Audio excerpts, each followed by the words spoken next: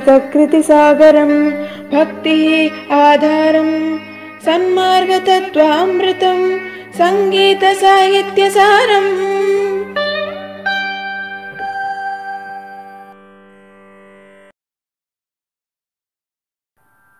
Namaskaram to everyone. Welcome to Sangeetha Saahithya Saaram or SSS.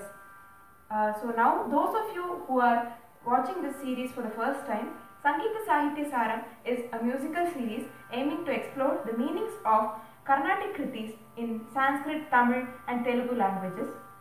This series is aimed at understanding the meaning of the Krithis so that all the learners, Rasikas and layman listeners can listen to the Krithi and understand the Raga Bhava and the Sahithya Bhava behind it and understand what the composer has to say from it, and they can get more interested in Carnatic music. So you can watch the previous 3 episodes of Sangeetha Saahithya Saaram in the playlist link given in the description. So in today's episode, we will be focusing on a beautiful Sanskrit Krithi of Maharaja Sri Swathi Tirunal, Mamava Sadha Janani, a very popular Krithi on goddess Devi or Durga, in the Ragam Kannada, Talam, Rupakam, composed by Sri Maharaja Swathi Tirunal. So in this composition, Sri Maharaja Swathi Tirunal has described the beauty of the goddess in numerous ways and implores to her to always protect him and always bestow her grace upon him. So now I will sing the Pallavi of the song and explain the word by word meaning. Mamava Sadha Janani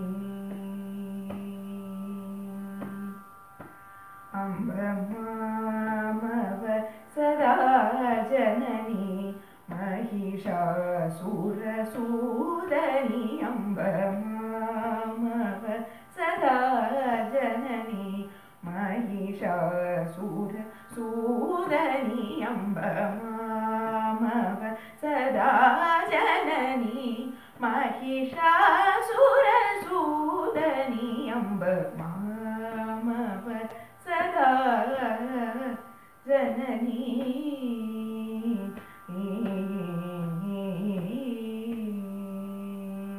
So in the Pallavi of this composition, Sri Swathi Tirunal says Maamava Sadha Janani. So Maamava is the splitted form of the word Maamava, in which Maam means me. So you can find this word Maamava in many compositions, in which Maam means me and Ava means protect.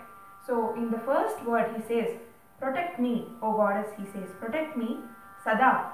Sada means always. So always protect me, please protect me always, Janani. So the word Janani means mother in Sanskrit. So, O mother, please protect me, he says, Mahishasura Sudani. So Mahishasura is the demon whom goddess Durga slew and fought with him for a battle and vanquished the demon. So he says Mahishasura Sudani. So Sudani means the one who destroyed. So O destroyer of Mahishasura, Amba. Mahishasura Sudani Amba. So Amba is another word in Sanskrit meaning mother. So in many South Indian languages we can see that words like Amma have appeared to denote the word mother. So the Sanskrit equivalent of mother is Amba. So he says, please protect me, O mother goddess who slew Mahishasura, please protect me, he says in this Pallavi. So now going on to the Anupallavi. Soma Bimba Manohara Soma Bimba Manohara Soma Bimba Manohara Sumukhi Sevaka Kila Kamadana Nirata Kadaksha Vilasini Amba Mamava Sadha Janani. So in the Anupallavi, it is a beautiful description of the goddess's face and how she bestows grace upon all her devotees. So in this he says Soma Bimba Manohara. So Soma means the moon. Okay. So Soma Bimba means the image of the moon or the shape of the moon. So the Soma Bimba Manohara. Manohara means beautiful. So like the beautiful image of the moon, like the beautiful shape of the moon, Sumukhi. So Mukham means, Mukha means face. Okay, so Sumukhi means the one who has a good face or a beautiful face. Su means good or beautiful or positive qualities. So beautiful face, or the one with a beautiful face resembling the image of the moon. Soma Bimba Manohara Sumukhi Sevaka Akhila Kamadana Nirata. So this part is denoting the Devi giving blessings to all her devotees. So Sevaka are the servants or the devotees who serve the goddess with devotion. So Sevaka Akhila. So to all your devotees, Sevaka Akhila, or to all your devotees, you fulfill all their wishes. Kamadana Nirata. So Kama means the wishes or desires in the minds of people. So Kamadana. So in this context, he says that she's bestowing the wishes of the devotees who serve her with devotion. Kamadana Nirata. So Nirata means Niratamu, you can see in Telugu also. Niratamu means continuously, who is always engaged in. So the one who is Niratamu, always engaged in bestowing upon the wishes of the devotees who serve her with devotion. Sevaka Akhila Kamadana Nirata Kataksha Vilasini. So Kataksha means the divine grace of God. So Kataksha Vilasini, oh the fascinating one, the Vilasini, the fascinating one who bestows upon her grace. O Mother Goddess, who bestows your grace upon all your devotees and fulfills their wishes, and one whose face is as beautiful as the image of the full moon. O Mother, please protect me. Mamava Sadha Janani, he says in the Anupallavi of this song. So now going on to the Charanam. Kurume Kushalam Sada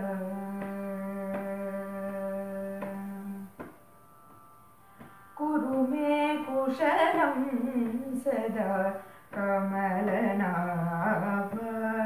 Nuje Kurume Kushalam Sada Kamalana Nuje Niravadi Bhava Keda Niravadi Bhava Keda Nivarana Nirate Charunutana Khana Sadrisha Rajita Veni Taruna Danujali Dharana Patu Charita Mamava Sadha Janani. In this Charanam, he beautifully describes the tresses or the hair of the goddess, and he says the goddess to bestow upon him all goodness. He says, Kuru me kushala. So Kuru means do or bestow upon me or give me. So Kuru means, it is like Karo in Hindi, which means do.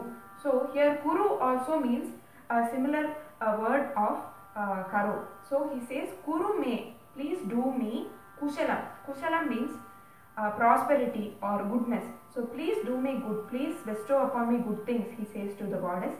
Then he addresses her as Kamalanabhanuje. So basically Swati Tirunal Maharaja's mudra or his signature on all his compositions will be Padmanabha, and unlike other composers who use only a particular word as their signature, Sri Swati Tirunal uses different synonyms of Padmanabha like Jalajanabha, Kamalanabha, Sarasanabha and the like to denote his signature in his compositions. In this particular composition, he has given his mudra as Kamalanabha. Okay, so Padmanabha or Kamalanabha means the Lord with the Padma or the lotus in his navel, which denotes the God Mahavishnu, Lord God Mahavishnu. In the Thiruvananthapuram temple, he is enshrined as Sri Padmanabha. So since Maharaja Swati Tirunal was from Kerala, he uses this mudra in all his compositions. So here he says Kamalanabha Nuje. So to incorporate his mudra and also to address the goddess, he says Anuje of Kamalanabha. So what is Anuja? Anuja is the Sanskrit word meaning the younger sibling or the younger sister or younger brother. In this composition, he says Anuje, which is the female version, which he says that, O younger sister of Sri Kamalanabha or Sri Padmanabha, which is Lord Vishnu. So since goddess is the sister of Mahavishnu, he says Kamalanabha Nuje. Then he says Nir Avadhi Bhava Keda Nivarana Nirate. So nir avadhi means without an end. Avadhi means an end or a stoppage. So he says without stoppage, nir avadhi, without stoppage, bhava keda. So the bhava sagaram, or the bhava means the world of worldly existence in which we all live. So the worldly existence poses many problems for everybody in their lives. So in this charanam he says nir avadhi, which means without ending, the endless bhava keda. So the problems, keda means the problems. So bhava keda means the problems of the worldly existence. So endless problems of the worldly existence, nivarana, the one who removes, the one who destroys or expels the endless problems of the worldly existence. Nivarana nirate, the one who is continuously engaged in, as we saw in the Anupallavi. The one who is continuously engaged in destroying all the endless problems of the worldly life, he says. Then he says, Charu Nutana Ghana Sadrisha Rajita Veni. So such a beautiful description of the goddess's hair, which is described by many composers beautifully in their compositions. So Charu Nutana. So Charu means very lovely or very beautiful. So Charu Nutana. Nutana means very unique or very fresh or different. So Charu Nutana, the lovely and unique. Ghana. So Ghana is used in many compositions. Ghana Shyama is used to denote Lord Krishna, as Ghana means the clouds. So Ghana is used for clouds. So he says Charu Nutana, beautiful and unique Ghana, clouds. So Charu Nutana Ghana Sadrisha. Sadrisha means, Drisha means seeing. So Sadrisha means similar to see, which means similar, like. So he says like the beautiful and unique clouds, Ghana, Sadrisha, similar to that, to have Rajita Veni. So Rajita means shining. So he says the one who has shining, Veni means the one who has the hair. So he says the Veni, oh, the one who has hair which shines, which is as radiant as the beautiful and unique clouds. He says Charu Nutana Ghana Sadrisha Rajita Veni. Then he says Daruna Danuja Ali Dharana Patu Charita, he says. So in this he says Daruna. Daruna means very wicked or evil. So Daruna Danuja. Danuja, Danava are all names to denote asuras or rakshasas, who are the demons. So he says the wicked demons, Danuja Ali. So their vamsa or their lineage, all their descendants. So the whole lineage of the asuras, the whole tradition of the asuras, Daruna Danuja Ali Dharana. So Dharana means the one who expels or the one who destroys.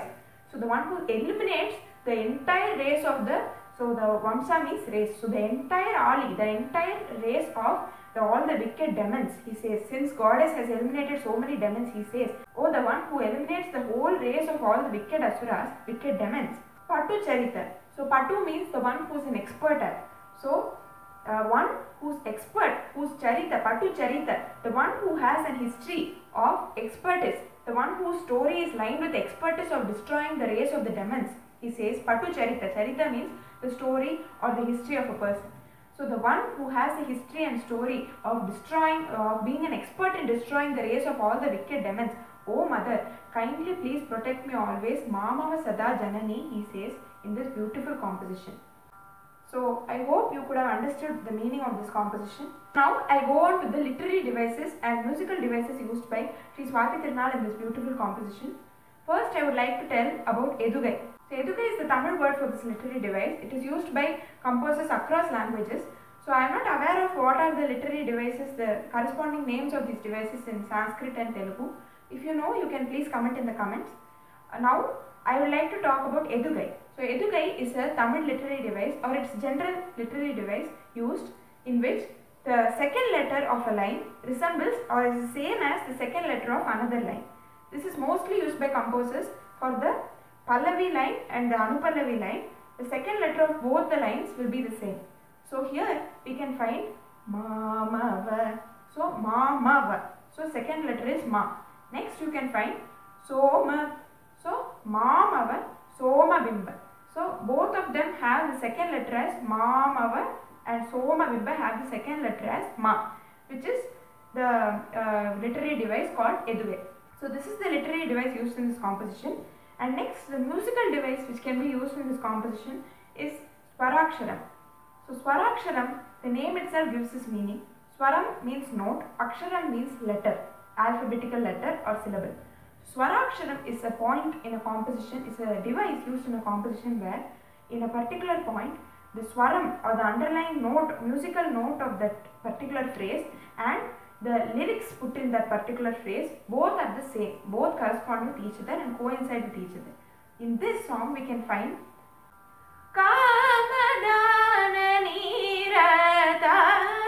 we can find there that Gamarisa is the swaram, Kamadana is the lyrics. So here we can find that Gama is repeating, Gamarisa, Kamadana. So Gama are the same in the swaram as well as lyrics. So this is a beautiful employment of the device Swaraksharam in this beautiful composition. So I hope you could have understood the meaning and the literary devices and musical devices used in this composition. Looking forward to seeing you soon in another episode of Sangeetha Saahithya Saaram. Thank you.